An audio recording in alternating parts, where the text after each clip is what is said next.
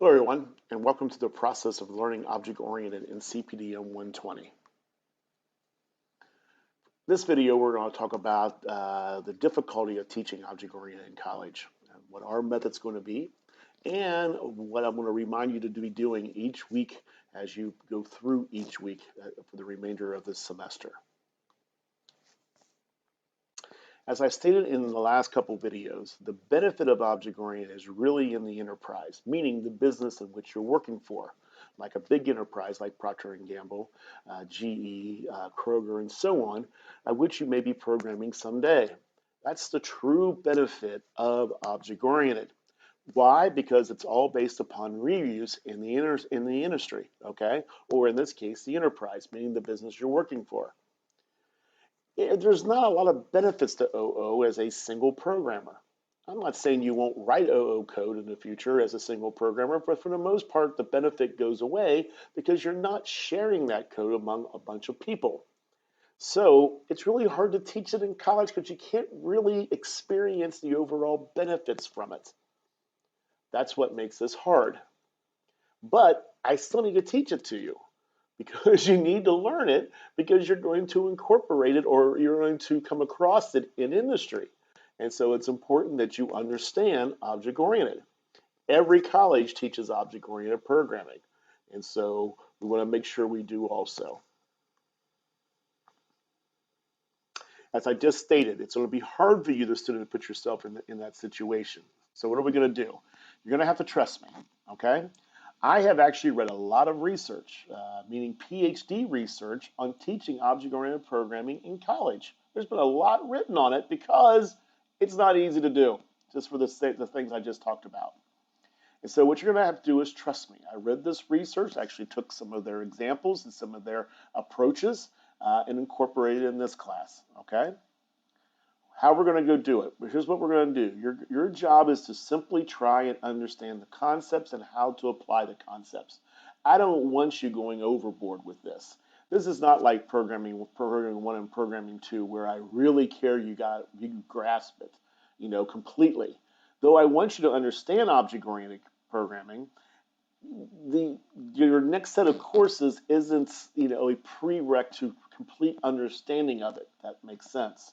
So your job is to understand it, understand the concepts, understand the terminologies, understand how to apply. And I promise you, you will.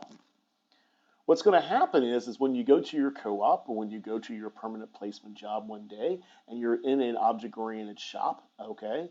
When I say shop, meaning a bunch of programmers together, and they're doing object-oriented programming, you'll sit back and say, now I get it. I promise you, you will.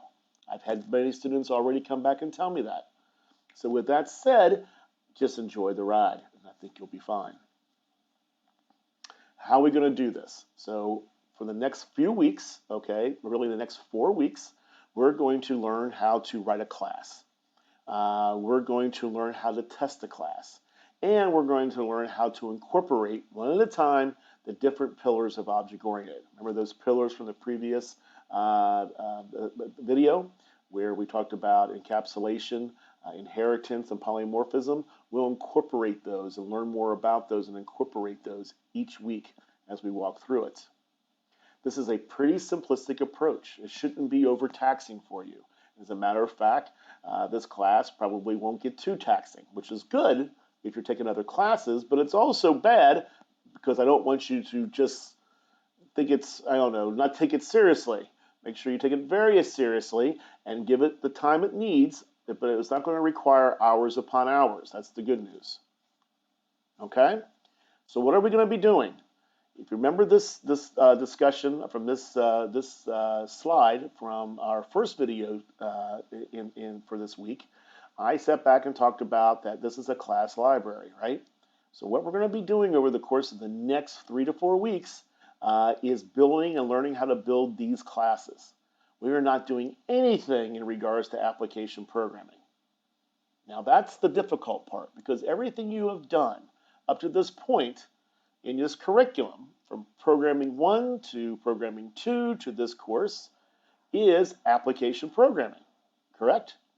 So what we're going to be doing now, though, is focusing here, 100% in focusing on building and testing a class.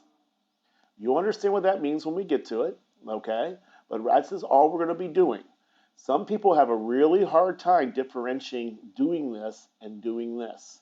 So the little piece of that reminder piece that I told you I wanted you to understand is we're not building applications. So don't worry about making it fancy. Don't worry about doing anything in regards to that. We're going to be focusing here, okay? I'll keep reminding you of that as we go through it, but this is pretty much what we're going to be focusing on, building these classes and testing them, okay? Then in the final 2 weeks, actually a little bit more in 2 weeks, we're going to put it all together. And you're going to develop some classes, okay, again, and then you're going to write an actual application that will instantiate these classes. You'll use these classes. You'll build the interface. You'll do the validation like we talked about before for the end user. So basically what you end up doing is building an application that for the end user, and it will then incorporate and utilize and instantiate, I should say, all these classes and objects. Does that make sense? Just kind of keep that in the back of your mind. So the next 3 to 4 weeks, we're right here. Remember that. We are right here. Okay? So, in summary, the first 4 weeks, we are simply going to learn how to write OO code. I don't want you overthinking it. I just want you to take the concepts I give you on how to write a class and write the class. Don't sit back and worry about if it's working or not. Well, you want it to work. You want to test it out, but you don't want to worry about if it's right or not, okay, at this point in time. Because I'm just going to give you simplistic exercises to do that really are just going to say, write this, write a class. This class is not going to be used for anything. It's just going to be teaching you how to learn and the building blocks of doing so. So don't get too carried away about, am I doing it right? Is the logic right? All you really need to do is build a class. Does that make sense? And then what we're going to do is do encapsulation. We'll do inheritance. We'll do polymorphism, which are things we can add to our class. I will teach you how to do that, and you'll apply them. The goal is at the end of these 4 weeks, you'll have a decent understanding of what those all are and how to write them. You'll know the tools to writing them. You won't, and then we'll deal with the logic a little bit later on, okay? So don't overthink it. Try to understand the concepts and how to apply them. At the conclusion of the 4 weeks, we'll have a test to gauge your understanding of the concepts. This test will be a written test. I'll go back and ask you again, what's a class? What's an object? What's a constructor? What's, instantiation, blah, blah, blah, blah, blah. I'll ask you a lot of questions and, to make sure you can explain those to me. In the final 4 weeks, like I said before, we will then go back, redevelop brand new classes, and then actually write an application to utilize them, okay? So now you'll take the how and you'll apply it to a real life application. Does that make sense? So the first 4 weeks is the how. The final 4 weeks will be we'll apply it to a real life application the best we can. All right. So as always, how can we succeed with this? Stay on top of things. Once you start falling behind, it gets really difficult. Please don't fall behind. If you fall behind, talk to me so I can help you.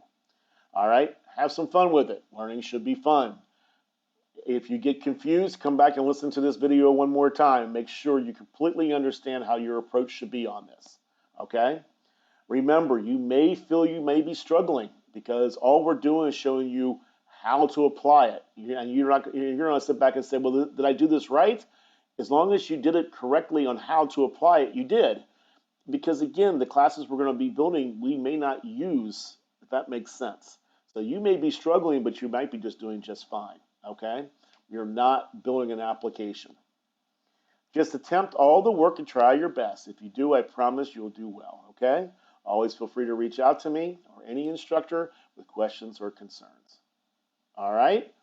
With all that, have a little bit of fun. Enjoy the ride. And once again, I hope these 3 videos that I gave you today for this week helps you have a decent understanding and approach on what we're about ready to dive into.